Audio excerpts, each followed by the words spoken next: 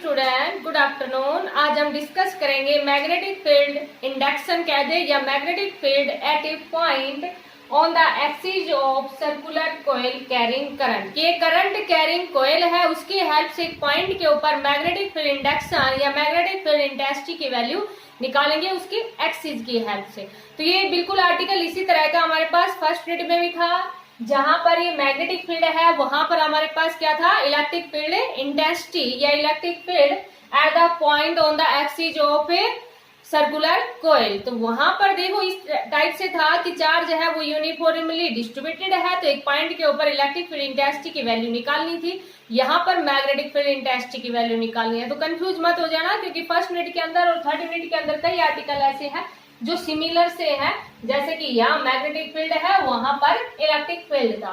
तो देखो किस प्रकार से करेंगे कि पहले एक सर्कुलर कॉइल मान लेते हैं, करंट कैरिंग सर्कुलर कॉइल लेते हैं। तो ये हमने क्या ले लिया, एक करंट कैरिंग सर्कुलर कॉइल ले ली, जिसके अंदर करंट है वो फ्लो हो रहा है एक पॉइंट के द्वारा। इसके एक पॉइंट है, मान लेंगे वो पॉइंट यहाँ पर है, इसके एक्सिस है, एक्सिस मीन्स जैसे ये हमारे पास क्या है, इसकी एक्सिस है, तो इसके एक्सिस के द्वारा मैग्नेटिक फील्ड इंटेंसिटी की वैल्यू हमने निकालनी है या मैग्नेटिक फील्ड की वैल्यू हमने निकाली। तो हम मान लेंगे कि ये पॉइंट है वो कितने डिस्टेंस पे है, x डिस्टेंस पे है। तो ये ध्यान रखना बेटा, ये आर्टिकल कई बार आपके पास इस तरह से भी कह देते हैं कि पॉइंट P है वो r डिस्टेंस पे है, तो आपको यहाँ पर r ही नोट करना पड़ेगा। लगभग ये क्वेश्चन इस टाइप से ही पूछा जाता है कि आपको x ना देके क्या दे देंगे, r दे देंगे, तो यहाँ पर r पुट कर लेना। एक सर्कुलर कॉइल ले रखी है, तो ये सर्कुलर कॉइल है, उसकी रेडियस हम कितनी ले लेते हैं, a ले लेते हैं। एक पॉइंट के ऊपर इसके हेल्प से हमने मैग्नेटिक फील्ड इंटेंसिटी की वैल्यू निकालनी है। तो देखो ये इस पॉइंट के द्वारा इस एक्सिस से, क्योंकि कॉइल है वो कितनी भी बड़ी हो सकती है, तो उसके लिए हम क्या मान लेंगे, एक स्मॉल एलिमेंट मान लेंगे। करंट फ्लो कर ही रहा है, तो आइडियल हमारे पास क्या हो जाएगा, ये करंट एलिमेंट हो जाएगा। अब देखो ये जो सर्कुलर कॉइल है, ये यहाँ पर डायरेक्शन के लिए कि जब जो सर्कुलर कॉइल के अंदर एक पॉइंट लिया है, स्मॉल पॉइंट लिया है, जिसकी डिस्टेंस हमने कितनी ली है, dl, तो मैग्नेटिक फील्ड इंटेंसिटी की वैल्यू भी हमारे पास स्मॉल ही रहेगी, और जो कि कितनी रहेगी, db। और अकॉर्डिंग टू बियोट्स एवरेज लॉ ये हमने पढ़ी रखा है कि db इज इक्वल टू कितना होता है, mu naught upon 4 pi ideal sine theta by r square. r square means ये वाली डिस्टेंस, ये हमारे पास क्या है, r है, क्योंकि जिस पॉइंट से हम निकालते हैं, ये आपको ध्यान होगा ना, जो भी करंट एलिमेंट था, तो यहाँ पर हम एंगल लिया करते थे, और जैसे कि ये डिस्टेंस r थी हमारे पास, तो ये वाला इस पॉइंट से निकालना है, तो ये r है। पाइथागोरस थ्योरम लगाएंगे तो ये हमारे पास क्या हो जाएगी, r की जगह हम कितना पुट कर देंगे, a square plus x square का रूट पुट कर देंगे। अब देखो स्मॉल एलिमेंट है वो इधर भी हो सकता है, जब इधर स्मॉल एलिमेंट होगा तो उसके द्वारा मैग्नेटिक फील्ड इंटेंसिटी की वैल्यू मींस देखो यहाँ पर ये वाली पॉइंट आ जाएगा, बिल्कुल सेम है जितना आपके पास, जैसे ये x है, ये x है, तो ये भी आपके पास कितना आ जाएगा, a square plus x square का रूट ही आ जाएगा। अब यहाँ पर देखो मैग्नेटिक फील्ड इंटेंसिटी की वैल्यू, ये तो हमने मान ली कि इसके द्वारा हम dB मान लेते हैं, और सेकंड वन के द्वारा हम dB डैश मान लेते हैं, लेकिन डायरेक्शन है वो हम किससे देंगे, राइट हैंड थंब रूल से देंगे, क्योंकि जब करंट फ्लो कर रहा है ओनली, तो हम किसका यूज करते हैं, राइट हैंड थंब रूल का यूज करते हैं। राइट हैंड थंब रूल के अकॉर्डिंग देखो, राइट हैंड थंब रूल में आपको ये बताया था कि राइट हैंड थंब रूल में जब ये अगर थंब है वो रिप्रेजेंट करता है करंट को, तो grip of finger represent the direction of a magnetic field.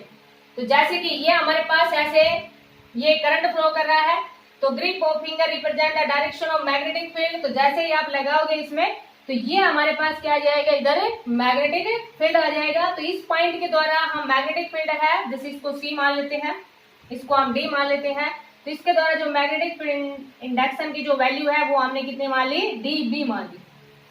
अच्छा एक चीज ध्यान रखना है यहाँ पर, अकॉर्डिंग टू बियोट्स एवरेज लॉ dB इक्वल टू कितना होता है, mu naught upon 4 pi I dl. अब यहाँ देखो ये वाला जो एंगल है आपके पास, ये एंगल, क्योंकि यहाँ जो पॉइंट हम कंसीडर करते हैं वो काफी ज्यादा डिस्टेंस पे है, क्योंकि कॉइल आपके पास छोटी सी होती है, ये थोड़ा रिप्रेजेंटेशन करने के लिए है, और जब x की वैल्यू काफी ज्यादा है a के रेस्पेक्ट में, तो जैसे कि कल आपको स्पेशल केस बताया भी था, तो ये एंगल आपके पास कितना बनेगा, 90 डिग्री बनेगा। तो ये एंगल जो थीटा है करंट एलिमेंट से, जैसे अभी आपको बताया था, उस एंगल को हम कितना लेते हैं, थीटा। तो इस वाले एंगल को हम कितना ले लेंगे, पाई ले लेंगे। अच्छा देखो ये वाला एंगल फाई है, तो इधर ये जो इसके परपेंडिकुलर एंगल है, ये वाला एंगल जो परपेंडिकुलर एंगल है, तो ये भी हमारे पास कितना बनेगा, फाई बनेगा। और जब भी एंगल बनता है तो रेक्टेंगल कंपोनेंट में रिजोल्व कर लेते हैं, और रेक्टेंगल कंपोनेंट में रिजोल्व करेंगे तो ये तो हमारे पास क्या बन जाएगा, डीबी साइन ऑफ फाई बन जाएगा, और ये इसका ओरिजेंटली कंपोनेंट क्या बन जाएगा, डीबी कॉस ऑफ फाई बन जाएगा। तो यहाँ पर ये वैल्यू कितनी है, 90 डिग्री, और divide by r square, r square से कितना पुट कर देंगे, a square plus x square का रूट का स्क्वायर। तो ये वैल्यू हमारे पास कितनी आ गई, dB is equal to mu naught upon 4 pi IDL divide by a square plus x square. देखो सिमिलर जैसे इसके द्वारा की थी वैसे इसके द्वारा करेंगे तो ये वाली वैल्यू आ जाएगी हमारे पास। अगेन रेक्टेंगल कंपोनेंट में जोड़ करेंगे, ये एंगल फाई है तो ये एंगल भी कितना हो जाएगा, फाई हो जाएगा। तो इसके द्वारा हम डीबी डैश ले लेते हैं, तो ये इधर हमारे पास क्या आ जाएगा, dB dash sine of phi, और ये इधर हमारे पास क्या आ जाएगा, इसके पास में जो एंगल के साथ में होता है तो क्या होता है, dB dash cos of phi. From figure आपको दिख रहा है कि दोनों अपोजिट है, और देखो वैल्यू भी दोनों की इक्वल ही आएगी। डीबी डैश की वैल्यू लेंगे तो वो भी हमारे पास इतनी आएगी, mu naught upon 4 pi IDL divide by, ये सेपरेशन भी इतना ही है, a square plus x square. From first and second से हम क्या कह देंगे कि डीबी है वो इक्वल है, dB is equal to dB dash, कि दोनों की वैल्यू इक्वल है। जब दोनों की वैल्यू इक्वल है तो they are equal and opposite and cancel to each other, दोनों एक दूसरे से क्या हो जाएंगे, कैंसिल हो जाएंगे। तो टोटल मैग्नेटिक फील्ड इंडक्शन की जो वैल्यू है समझ में आ गया होगा ये। तो टोटल मैग्नेटिक फील्ड इंडक्शन है वो ओनली किसके द्वारा रहेगी, वर्टिकली कंपोनेंट के द्वारा, और वर्टिकली कंपोनेंट हमारे पास क्या है, डीबी साइन ऑफ फाई, और दूसरा देखो दोनों सेम डायरेक्शन में ही है ना। जब टोटल निकालना है तो हम फिर किसका यूज कर लेते हैं, यहाँ पर इंटीग्रेशन का यूज कर लेते हैं। टोटल मैग्नेटिक फील्ड इंडक्शन की वैल्यू देखो, dB dash sine of phi plus dB sine of phi, जैसे कि मान लीजिए twice of dB sine of phi कर दे, या टोटल निकालने के लिए हम किसका यूज कर लें, इंटीग्रेशन का यूज कर लें, डीबी साइन ऑफ फाई, क्योंकि डीबी और डीबी डैश की वैल्यू दोनों की इक्वल है हमारे पास। तो यहां से देखो डीबी की वैल्यू अभी हमने निकाली थी, कितनी थी, mu naught upon 4 pi IDL divide by a square plus x square आया था, और यहाँ पर हमारे पास क्या है, साइन ऑफ फाई, और टोटल निकालने के लिए हमने किसका यूज कर लिया, इंटीग्रेशन का यूज कर लिया। तो ये वैल्यू हमारे पास कितनी आ गई, mu naught upon 4 pi I by a square plus x square, और साइन फाई की वैल्यू देखो बेटा, यहाँ से साइन फाई, साइन क्या होता है, परपेंडिकुलर बाई हाइपोटेन्यूज, और हाइपोटेन्यूज कितना है, a square plus x square का रूट। तो ये वैल्यू यहाँ पर लगा देंगे, a square plus x square का रूट। अच्छा इंटीग्रेशन किसका हो रहा है, डीएल का, क्योंकि जो वैल्यू चेंज हो रही है यहाँ पर वैल्यू चेंज कौन सी हो रही है, डीएल।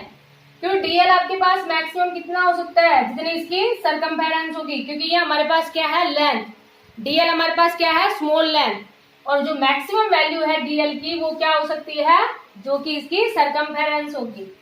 तो यहां से देखो हमारे पास वैल्यू कितनी आ गई, mu naught upon 4 pi I by I A divide by, देखो ये ए स्क्वायर प्लस एक्स स्क्वायर की पावर 1, और इसको क्या लिख देंगे, a square plus x square की पावर 1/2। जब बेस सेम हो तो पावर जुड़ जाती है, 1 प्लस 1/2, तो कितना आ जाएगा ये, ए स्क्वायर प्लस एक्स स्क्वायर की पावर 3/2 और इंटू डी एल। समझ में आ गया होगा ये यहाँ पर समझ में आया। देखो इसको बेटा हम दो तरीके से कर सकते हैं, या तो टोटल निकालने के लिए जैसे आपको यहाँ पर एक इस तरह से लिखना पड़ेगा कि from figure horizontally component are equal and opposite so cancel each other, the total magnetic field induction due to the vertically component, और vertically component दोनों सेम डायरेक्शन में है, तो db sin of phi plus db dash sin of phi। और यहाँ पर देखो एक ही बात है, अगर आप ऐसे नहीं करना चाह रहे, इस तरह से कर रहे हो जैसे इलेक्ट्रिक फील्ड टेस्ट में किया था, वहां पर समीशन ले लिया था या इंटीग्रेशन कर लिया, तो कोई ज्यादा डिफरेंस नहीं है। समीशन का मतलब भी टोटल है और इंटीग्रेशन का मतलब भी टोटल है। तो db sine of phi plus db dash sine of phi, आप इसको ऐसे भी कर सकते हो, db डैश के इक्वल है तो क्या लिख दोगे, 2db साइन ऑफ फाई। अच्छा जब देखो टोटल निकालोगे ना, हमने दोनों ही ले लिए, मीन्स हाफ हाफ पोर्शन ले लिया, तो अब जब साइन ऑफ फाई की वैल्यू लगाने के बाद में डीबी की जगह जहां डीएल आएगा वहां पर आपको 2 पाई ए ना लिखने की बजाय आपको क्या लिखना पड़ेगा, ओनली पाई ए लेना पड़ेगा, क्योंकि हमने दोनों ले लिए हैं कंपोनेंट। और जैसा कि आपके पास बुक में दिया हुआ है कि आप ओनली एक ही कंपोनेंट ले लो और उसी का टोटल कर लो, उसी का टोटल करोगे over the complete circumference.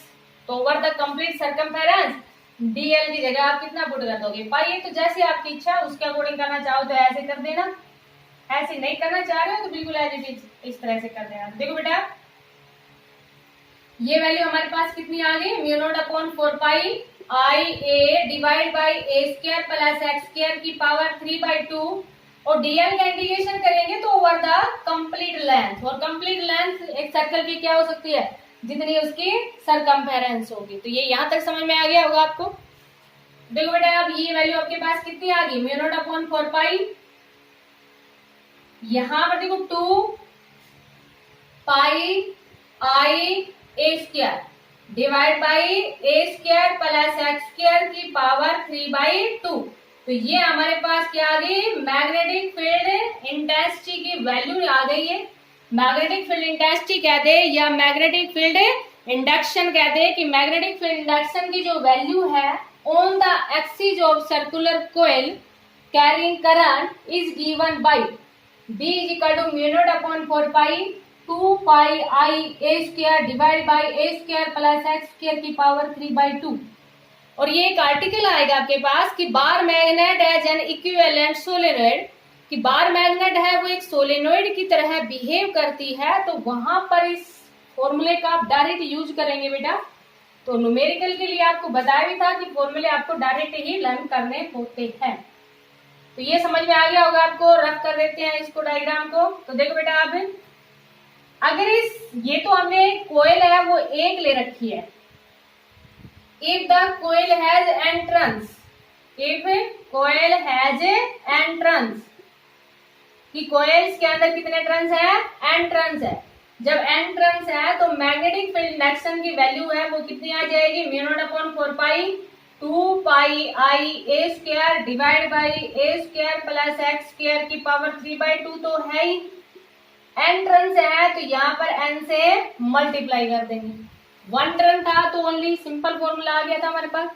Entrance है आपके पास तो बस ओनली आपको क्या करना है, एन से मल्टीप्लाई कर देना है। अब स्पेशल केस लगा देते हैं। स्पेशल केस क्या लगा देंगे कि when point P lies near, when point P lies at the centre of circular coil. और ये आर्टिकल इससे पहले आर्टिकल था वो हम कल करवाएंगे क्योंकि इसके साथ एक और आर्टिकल करवाएंगे, थोड़ा सा बड़ा था इसलिए सिंगल आर्टिकल करवा रहे हैं आज ये। तो when point P lies at the centre of coil,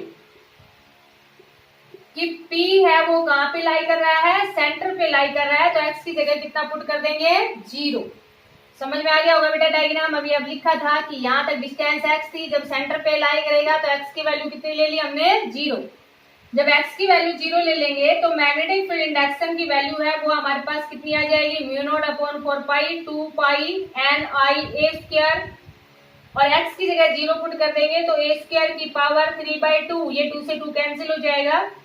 तो ये वैल्यू आ गई mu naught upon 4 pi 2 pi N I a square divide by a cube. ये स्क्वायर से ए क्यूब है वो कैंसिल हो जाएगा। और अगर 1 टर्न है तो 2 पाई आई बाई ए आ जाएगा। एन टर्न्स है तो मैग्नेटिक फील्ड इंडक्शन की वैल्यू ये आ गई। यही हमारे पास एक आर्टिकल है और डायरेक्ट हम इसका भी यूज करेंगे आगे कि मैग्नेटिक फील्ड इंडक्शन की value at the centre of circular coil, centre के ऊपर वैल्यू कितनी रहेगी। तो mu naught upon 4 pi 2 pi N I divide by A. समझ में आ गया होगा आपको ये। अब point P lies, point P है वो लाई कर रहा है, कहां पर लाई कर रहा है, काफी ज्यादा डिस्टेंस पे है।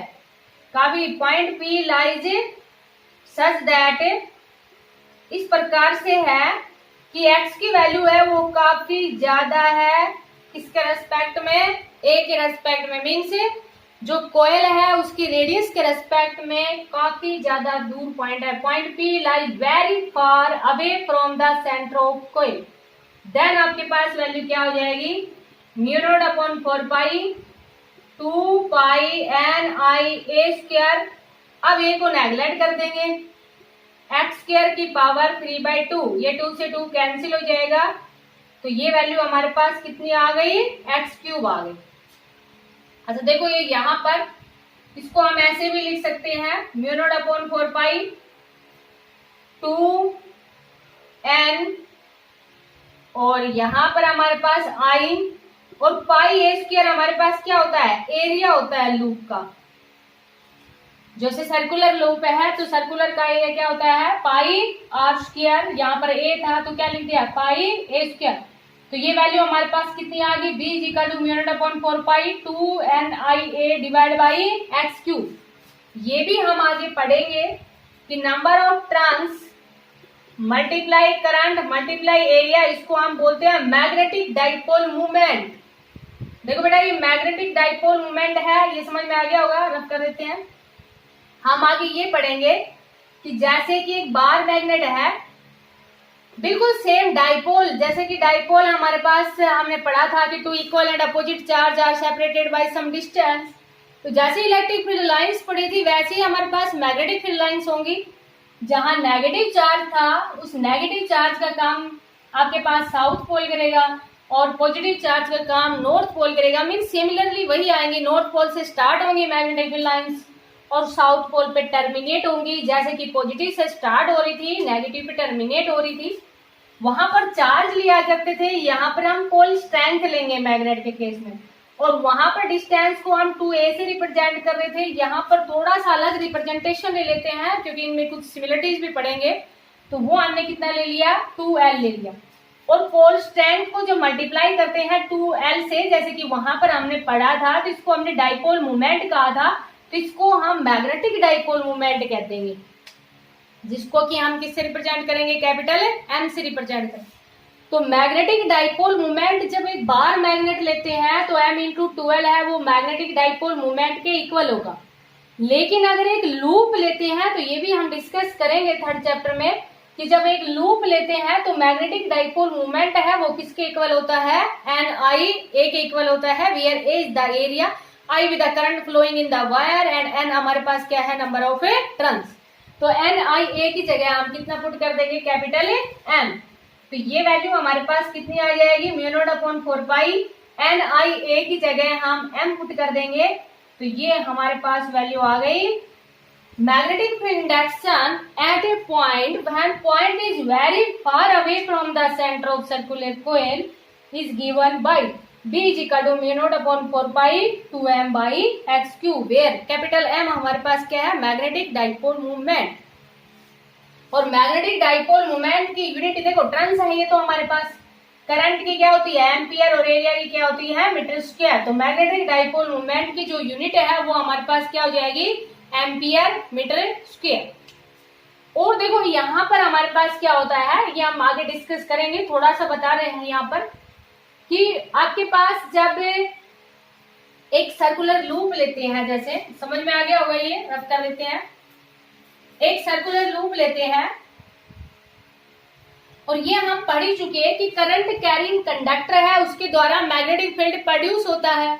तो एक सर्कुलर लूप के अंदर जब करंट है वो हमारे पास एंटी क्लॉकवाइज डायरेक्शन में है, करंट है वो हमने किस में ले लिया, एंटी क्लॉकवाइज डायरेक्शन में, तो it has a north polarity. तो इसकी जो पोलरिटी है वो हमारे पास कैसी रहेगी, नॉर्थ पोलरिटी रहेगी। नॉर्थ पोलरिटी मीन्स इसका अपर फेज है वो किसकी तरह बिहेव करेगा, एक नॉर्थ पोल की तरह करेगा, जैसे कि मैग्नेट में होता है, क्योंकि करंट कैरिंग कंडक्टर है वो मैग्नेटिक फील्ड प्रोड्यूस करता है। और यहाँ जैसे कि हमने सर्कुलर लूप ले रखी थी, और सर्कुलर लूप में जब करंट है वो एंटी क्लॉकवाइज डायरेक्शन में फ्लो कर रहा है तो उसकी नॉर्थ पोलरिटी रहेगी। और करंट हमारे पास अगर ये सर्कुलर डायरेक्शन में, सॉरी क्लॉकवाइज डायरेक्शन में, जैसे इस तरह से क्लॉकवाइज डायरेक्शन में फ्लो कर रहा है तो ये किसकी तरह बिहेव करेगा, साउथ पोलरिटी की तरह बिहेव करेगा। तो ये हमारे पास क्या आ जाएगा, फिर साउथ पोलरिटी आ जाएगी, क्योंकि करंट कैरिंग कंडक्टर है वो बिहेव एज ए मैग्नेट। और देखो ये पॉइंट है, अगर मान लीजिए जब x और a है वो दोनों इक्वल हो जाए, कि जैसे कि ये हमारे पास a था और ये x था, एक स्पेशल केस लगा दिया कि वैन x = कितना हो a, then magnetic field induction की वैल्यू निकालो। तो मैग्नेटिक फील्ड इंडक्शन की वैल्यू है वो कितनी हो जाएगी, V is equal to mu naught upon 4 pi 2 NI A² pi divide by, जब x और a दोनों इक्वल हो जाते हैं तो A² प्लस A² की पावर 3/2। तो ये वैल्यू हमारे पास कितनी आ गई, म्यू नॉट अपॉन 4 पाई 2 पाई NI A², और ये कितना हो गया 2A² की पावर 3/2। देखो एक 2 से ये 2 कैंसिल हो जाएगा, यहाँ 2 आ जाएगा, ये पाई से ये पाई है वो कैंसिल हो जाएगा। तो B इज इक्वल टू कितना आ गया, mu naught upon 2 NI A² divide by 2 की पावर 3/2, और यहाँ पर कितना है 2 की पावर 1। जब बेस सेम हो तो पावर जुट जाती है, तो 2 की पावर कितना आ जाएगा 5/2, और यहाँ पर हमारे पास क्या आ जाएगा A³ A² की पावर 3/2, 2 से 2 कैंसिल हो जाएगा A³, और A² से A को कैंसिल कर देंगे तो ये वैल्यू हमारे पास कितनी आ गई, mu not NI divide by 2 की पावर 5/2 और इंटू A। तो ये वैल्यू आ गई हमारे पास मैग्नेटिक फील्ड इंडक्शन की वैल्यू कब, when x is equal to A। और देखो यहाँ पर जैसे अभी हमने वैल्यू निकाली थी, जैसे ये निकाली थी कि पॉइंट है वो बहुत ज्यादा दूर है, बहुत ज्यादा दूर का मतलब मान लीजिए इंफिनिटी पे है पॉइंट, तो जैसे अगर ये इंफिनिटी पे होगा, किसी भी वैल्यू को इंफिनिटी से डिवाइड करते हैं तो मैग्नेटिक फील्ड इंडक्शन की वैल्यू कितनी हो जाएगी, 0। तो समझ में आ गया होगा बेटा आपको, क्या समझ में आया कि जब पॉइंट है वो सेंटर ऑफ सर्कुलर लूप पे लेते हैं तो वैल्यू कितनी होती है, वहन x इज इक्वल टू ए ही ले लेते हैं तो मैक्सिमम वैल्यू होती है, और वहन जब x की वैल्यू काफी ज्यादा ले लेते हैं, काफी ज्यादा मीन्स इंफिनिटी ले लेते हैं कि बहुत ज्यादा वैल्यू है, तो इंफिनिटी से डिवाइड करेंगे तो वैल्यू हमारे पास कितनी आ जाएगी, 0। इट मीन्स जब हम ग्राफ की बात करते हैं, इसमें ये समझ में आ गया होगा आपको, जब हम ग्राफ की बात करते हैं मैग्नेटिक फील्ड इंडक्शन और x के रेस्पेक्ट में जब ग्राफ की बात करते हैं, तो जब ग्राफ बनाते हैं तो देखो हमने क्या देखा अभी कि जब at x is equal to 0 था हमारे पास, हमने पीछे पढ़ा था अभी कि जब x इज इक्वल टू 0 था तो मैग्नेटिक फील्ड इंडक्शन की वैल्यू आ रही थी हमारे पास mu naught upon 4 pi 2 NI divide by A आ रहा था, अभी हमने पीछे पढ़ा था ये थोड़ी देर पहले। तो मीन्स मैक्सिमम वैल्यू थी, और जैसे जैसे x है वो बढ़ता जाता है इंफिनिटी पे तो वैल्यू है वो कम होती जाती है, मीन्स जैसे जैसे x बढ़ता जाएगा इंफिनिटी होता जाएगा तो वैल्यू कितनी आ जाएगी, 0। तो ये हमारे पास क्या बन जाएगा इसमें ग्राफ कि जब x इज इक्वल टू 0 है तो मैक्सिमम वैल्यू है, और जैसे जैसे x की वैल्यू बढ़ती जाएगी मीन्स इंफिनिटी पे जाएगी तो वैल्यू कितनी हो जाएगी, मैग्नेटिक फील्ड इंडक्शन की जो वैल्यू है वो कितनी हो जाएगी, 0। तो ये हमारे पास क्या जाएगा इसमें ग्राफ का रिप्रेजेंटेशन। तो ये था magnetic field at a point on the axis of circular coil carrying current. तो इसके जो स्पेशल केसेस आपको पहले भी बताया था कि हर एक आर्टिकल के स्पेशल केस हैं वो ज्यादा इंपॉर्टेंट होते हैं, तो आप इनको ढंग से पढ़ना, इनके वेरी शॉर्ट कंसेप्ट से जो रिलेटेड क्वेश्चन है हर एक आर्टिकल के वो साथ साथ करना। उसके बाद में एक बार आर्टिकल करवाने के बाद में फिर इसके न्यूमेरिकल करवाते हैं। Thank you.